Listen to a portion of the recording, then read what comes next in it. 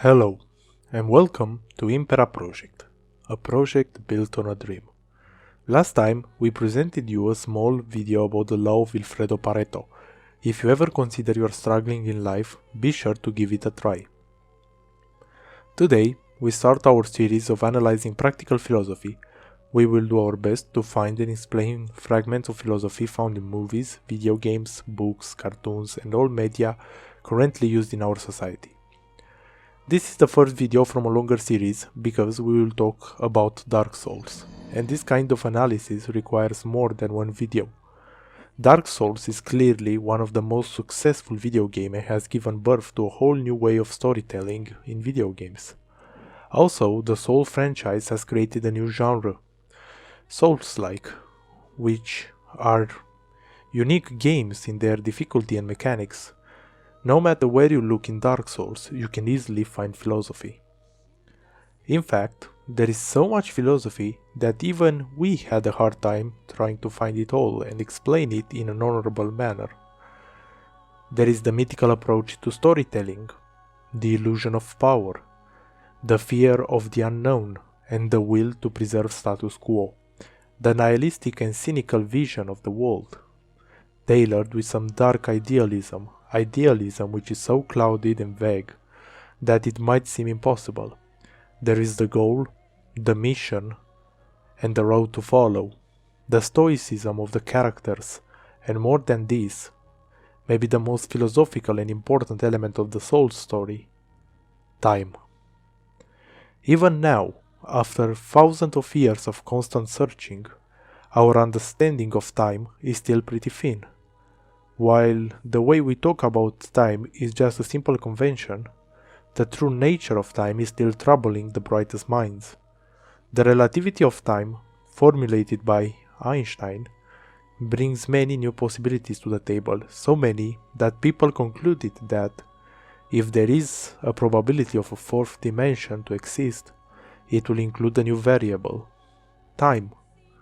So the question in itself changes from where to when. Depending on who you ask, answers about this subject may vary. While clearly Einstein stated that the notion of time is relative, others have different theories. Nostradamus or Laplace believe that time can be read just like a book, and one that has the tools can predict future events. There is also the case of quantum suicide, a theory that aims to prove one can become immortal. But again, our knowledge on this affair is still pretty small, and the whole dilemma of time doesn't seem to have a clear answer. In his letters, De Brevitate Vitae, on the shortness of life, Seneca stated, "So, I would like to take one from those oldest and tell him, I see you have reached the end of human life. Those 100 or more years are encumbering you. Now, remember your life. Think about how much have you wasted with a banker, with a lover, with an employer or a client. How much have you wasted with conjugal fightings, punishing the slaves, running errands through the city. Now add the sickness of your own making. Add as well the time wasted with laziness and without a reason. You will see that you have less years than you actually count." The Stoic philosophy puts a lot of emphasis on time, on how important it is, and how nothing in this world comes even close to its value. Putting it in other words, there is nothing that should mean more for you than your own time. No gold, not people, not even love itself. So if we strip away the value of time, we strip away the value of life itself. Or not. In Dark Souls, the flow of time itself is convoluted, with heroes centuries old phasing in and out. There is not a finite amount of time one has, like it is in our world. Even more than that, given the nature of time, one can have more time in different worlds. But is this giving more value to the lives of people? We have to understand that time is a double-edged sword, both in real life and in this setting. It may breed progress, revelations, and see ideals come true.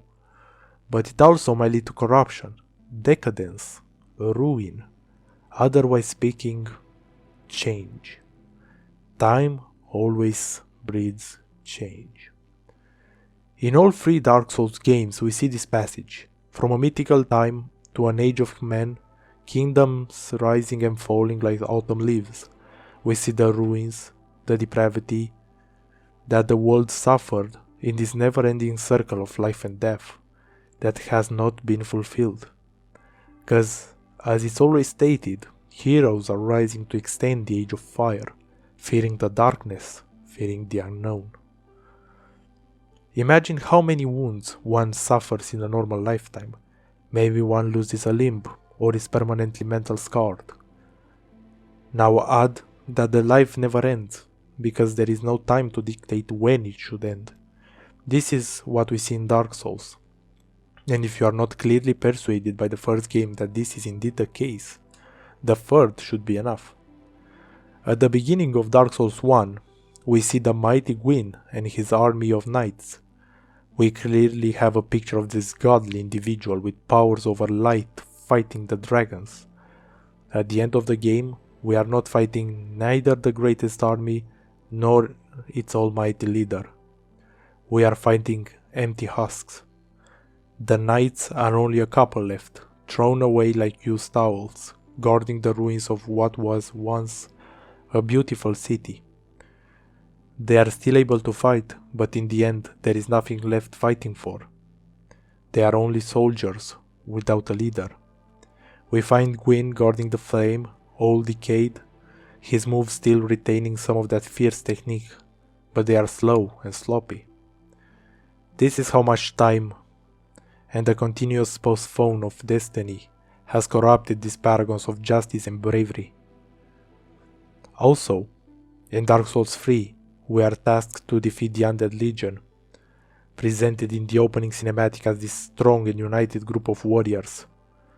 But in the end, we end up fighting a weakened group of survivors, torn apart by infighting, twisted and reduced to merely shadows of their former selves.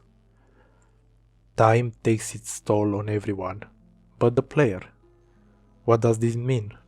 You see, in real life, time serves also as a reminder. We use the hours of the day, the days of the week, the weeks of the month, and the months of the year to decide things, to settle deadlines, and for many other things. That's why many people go through midlife crisis. Time is a constant reminder that we are walking a straight road to one cold hole. Memento mori. We are all settling goals and ambitions, milestones we want to reach before our life ends. But in the absence of time, the reason for a purpose becomes even more imperative. In the Souls universe, while death isn't a threat, there is another dangerous peril: going hollow. All the characters tell the player not to go hollow.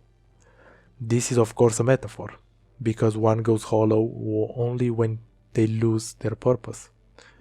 They lose and never find again the light at the end of the tunnel, the motivation to go on with their lives. This can also apply in our lives. If you don't have a purpose, a reason to get out of bed, a reason to enjoy and taste life to the fullest, the risk of losing yourself forever is indeed near. The game makes it clear from the beginning that every beginning has an end, and every end has a beginning. By slowing down this natural order from fear or from lack of knowledge, Gwyn, the player character, and all the lords of Cinder who rekindled the flame have cursed the world. This should serve as a clear example that in the end, no one can run from fate. It doesn't matter what decision you take at the end of each game, rekindling the fire or let it burn out. Because time goes on, everything will change and then will change again. That proves exactly how little power we have. This is our interpretation on some of the lore of the Dark Souls game. We shall conclude with yet another Stoic quote, this time coming from Marcus Aurelius. the philosopher emperor. Time is a sort of river of passing events, and strong is its current. No sooner is a thing brought to sight than it is swept by and another takes its place, and this too will be swept away. So in the end, if you ever feel afraid or feel the anxiety taking control, remember that it didn't matter if the chosen undead saved the world. This is how small we are, and how time breeds change no matter what our actions are. We hope you found this video interesting, and if so, we await your subscribe. Until then, we wish you all a beautiful day.